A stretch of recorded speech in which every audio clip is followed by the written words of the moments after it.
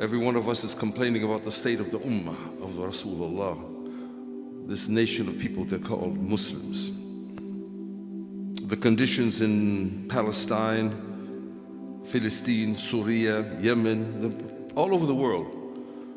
The Muslims are being pummeled, but we're not the only people on earth. There are other people who are suffering because of our neglect. Because the world is in the hands of people who don't believe in Allah. They make up the rules of life for themselves, to benefit themselves and to permit them to do what they want to do. Whether it is transgender or whether it is the permission of people to charge interest. Everything that Allah Tabaraka wa Ta'ala has said don't do, they want to do.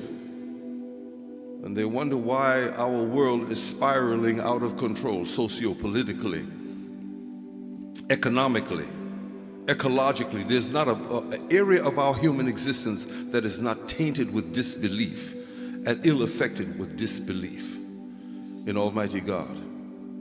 And if you make mention of God in a conversation, they say that's what you believe.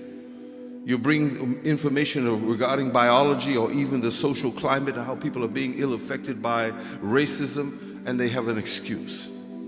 They are liars, the kadhibeen, they are liars, and they will destroy this world until we make the change that is necessary. And where does that change begin? Allah Tabaraka wa Ta'ala says in the Quran, Inna Allaha la yughayru ma biqawmin hatta yughayru ma bi anfusihim.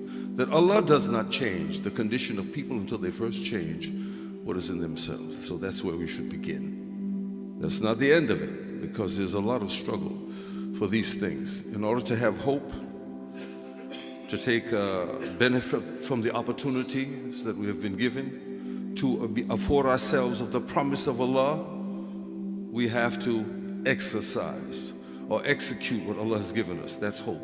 There's no hope without obedience. There's no hope in disobedience. The only hope that we have is in obeying Allah, not only believing in Him, but obeying Him. So many people are blaming America and the West for their interference in some would go for demonstrations to protest against the injustices that are going on. We blame the rich for not distributing the wealth to the poor, so much so that many people in the world are starving.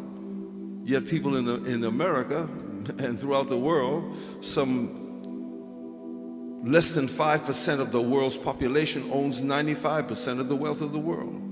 How could anyone starve when someone has and the people are suffering throughout the world? It's a matter of disbelief. It's a matter of hearts that are unconcerned with the outcome. I ask Allah to spare us that and spare us the outcome that we so much dread as believers.